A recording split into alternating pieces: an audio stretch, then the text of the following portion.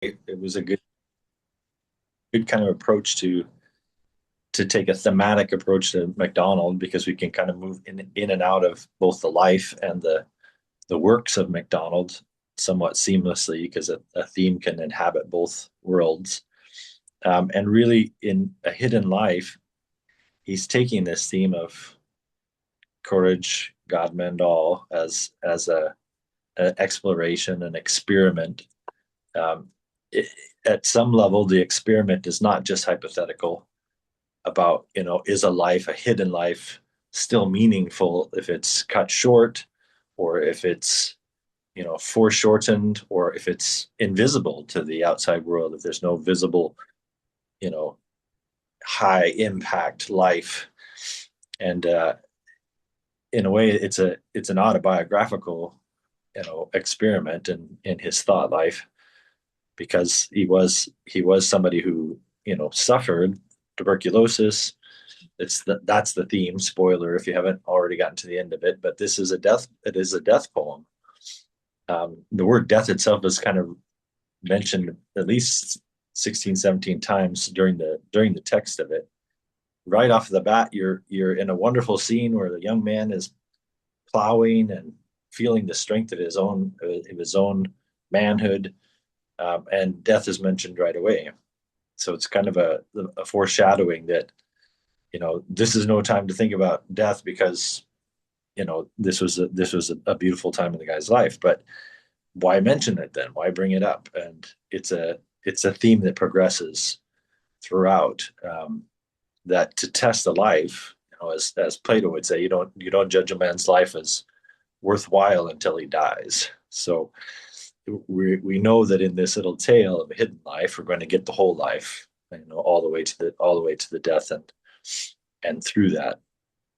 So that's the kind of pattern. It's a hint, that it is a poem that's going to be full of sorrows and struggles.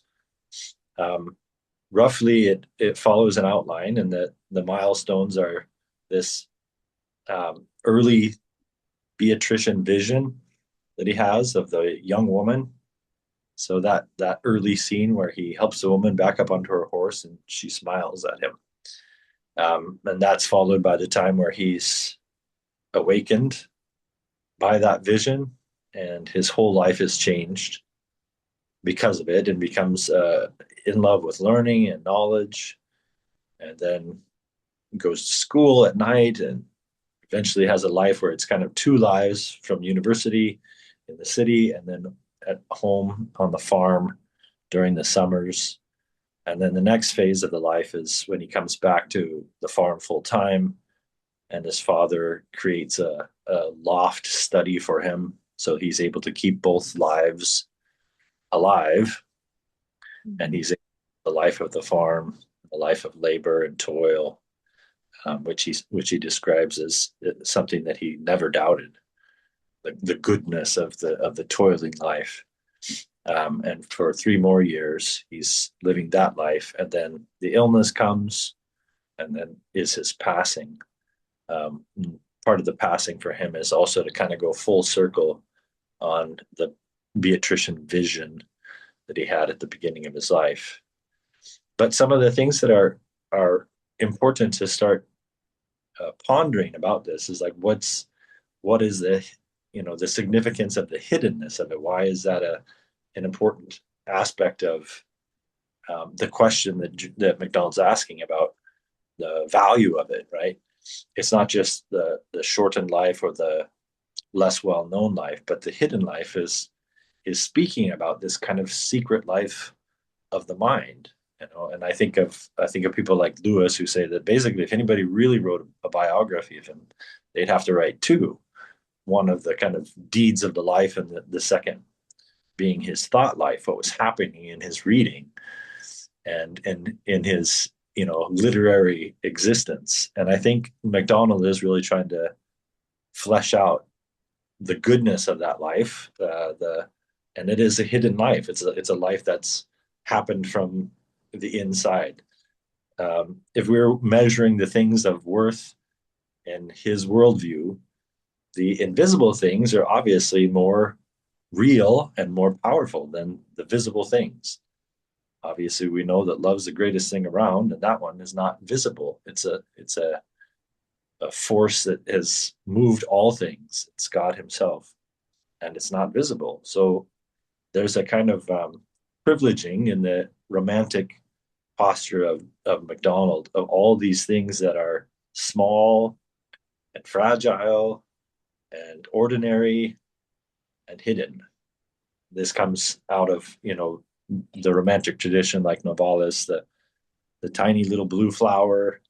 It's the ordinary and the hidden things that are really um, revealing the most profound and powerful things. And that takes us back again to this notion of a Beatrician vision. So if you see a life that is going along, and then suddenly this life, as described by MacDonald, is changed, but all the quantities are the same. There's nothing changed externally in the stuff of the life, but the life is definitely different. It's qualitatively different, and nothing has happened except for the smile of this young maiden. And that's why I keep referring to it as Beatrician. This is a straight up ripoff of Dante, of course. I mean, with the classic the Vita Nuova, the new life, starts for Dante when a young maiden smiles at him, and his life before, and then there's the life after, the new life that starts when that smile, and as MacDonald says, it wakens him. It is the smile that brought him to life. It's awakening him to several things. We'll go into a little bit of detail, but let me give you a few quotes here from the text. Later on, this one's probably around line 635, where he's imagining if the woman could see into his life, his hidden life, and catch him in a way, blessing her, all gently blessing her with a trembling voice for that old smile that withered nevermore, that woke him, smiled him into what he is, or kneeling cried to God for better still. And you have this power in this simple act of a smile, the simple transformative attending by the beatific vision, the beautiful maiden. Until then, he's just a young man, and everything is ordinary. But what happens then with that smile is that he's made by the smile. He's woken by the smile. He awakens to beauty. He awakens to truth. He awakens to the good. And these are all pretty classic tropes in that Dantean worldview, where we see that the smile of the beautiful woman has the power to do that. There's something also quite Platonic about it, in the sense that it's a permanent thing. This event that happened, this act, is not something that was insignificant just because it came and went away and was ephemeral or short lived. That doesn't matter in the being of the smile. And once that it happened, it happened. In line 1070, you have him describing, and this is later when he's in his illness, but he's describing the things that cannot die. And he describes a smile once smiled is to eternity a smile, no less. So these things that happen that are transformative, on the outside, the visible realm might appear the same, but the hidden life of the thing is qualitatively different because of that smile. It changed everything. It woke in him a capacity that was there, lying quiet like a seed. And we saw the evidence of it in him reading the old tales and singing Robbie Burns songs, etc. And you see that this seed then comes to life and has to have this, in a way, vision to do the awakening. part of the Beatrician vision is that the the woman plays the role of a priestess. So if you look at line 203 or somewhere around there, pretty close to 203, um, where you get this kind of priestly role spelled out. Let me just pull it.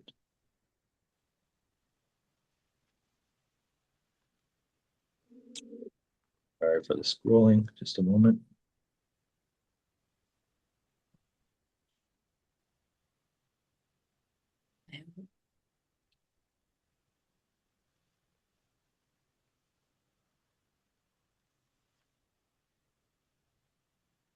So he says, God and not woman is the heart of all, but she, as priestess of the visible earth, holding the key, herself most beautiful, had come to him and flung the portals wide. He entered in. Each beauty was a glass that gleamed the woman back upon his view. So, and then it kind of describes his own soul kind of awaking like a flower. And in a way, the things that are revealed to him, the beauty, truth, and the good, are all in a way the functions of the priesthood of this woman who's awoken life into him, this new life. So he awakens to beauty, and this is in nature chiefly, and it describes, in a way how the natural world becomes something more alive, more aware to him. Right before he's plowing, he's proud of his plowing. Afterwards, he's almost sad to see the daisies plowed under because their face reminds him of her smile. Um, and each flower, and he riffs on the flower quite a bit, is an individual life, a separate being for and in his thought. So there's again a sense in which this connection to the natural world, this engaging and awakening happens only because of that vision that it had happened. Here's this young beauty that smiled on him, and suddenly he is alive to beauty, and can sense the reality of things, the reality of a natural world that is not just its separate, but individual lives, each with their beings in relationship to him. That's different. That's qualitatively different. So he isn't living the same life at all. And then he awakens to truth. And in around 400, you begin to see this kind of baptism, really, of his craving and hunger for knowledge. Um, Yea, he turned his asking eye on every source whence knowledge floweth for the hearts of men, kneeling at some and drinking freely there. And at the end, when he had gained the right to sit with covered head before the rank of black gowned senators, and all these men were ready at a word to speed him on, proud of their pupil towards any goal. So this is the hungering, and in a way, he describes it also as not very well aimed. He's not focused on a single line of thought or knowledge, but he's just hungry for all forms of truth in any form that it comes to him. So this again, it was not there before, and now it's a qualitative difference in the life of this hidden life that's emerging in him. And then the third area, he's awakened to the good. So this kind of moral life awakens in him in response to love, to the look or the smile of love in his life. And before it was, maybe not as an active thing, but here it becomes this um, almost a power of purification in him, so that the purity itself becomes a thing that he associates with the woman and her goodness. But he also becomes very philosophical about what it is and what it means to live a life that is good, that serves others. He goes into great detail about a philosophy of alms, even of how that the good has to be kind of personal, has to be in that category of individuals brought into your life, not just helping, quote unquote, the poor who are remote and in a city far away, but the people who are right there in your life. And I think there's something that's being purified in him, in a sense, with the authenticity of his life, the humility of it, the gratitude, the giftedness of it. All these things having come to him without any effort on his part. They're just pure gift. He also sees that in that the relationship between these things, the beauty, the truth, and the good, coming together in nature and coming together in toil. So for him, the work is a thing that keeps him honest, keeps him grounded. He says, quote, his labor kept him true to life and fact.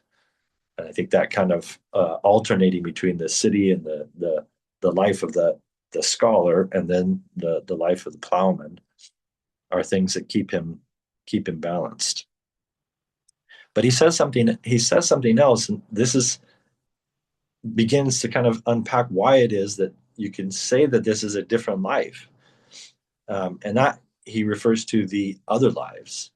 And this is around line 235, where he's talking about how he starts adding uh, other lives to his own being. This is a fascinating thing, because I found it very familiar, because it kind of echoes, actually predates, but Lewis kind of echoes this in his experiment on criticism, when he talks about, like, what's the benefit of the reading life? What's so good about it? And it's not just seeing through other eyes; it's actually living other beings, and those lives actually augmenting your own being. And this is straight out of George MacDonald right here, where he's talking about this adding of other beings to his own. So from a seed that lies dormant is now awakened in him, and it isn't inactive. Then this becomes a qualitative shaping in the life of this person. So his life is hidden, but it's still filled with way more beauty and truth and good than he had before. And in a way, this kind of helps us to ask the question as well, because this is a fictional life.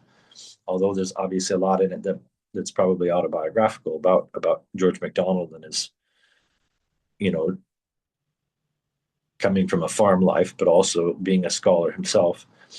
But this fictional life, we have to ask it: how does it provide us, and provide the character what he needs to retain faith with courage, to live what it is that he's going to have to suffer, even at some level.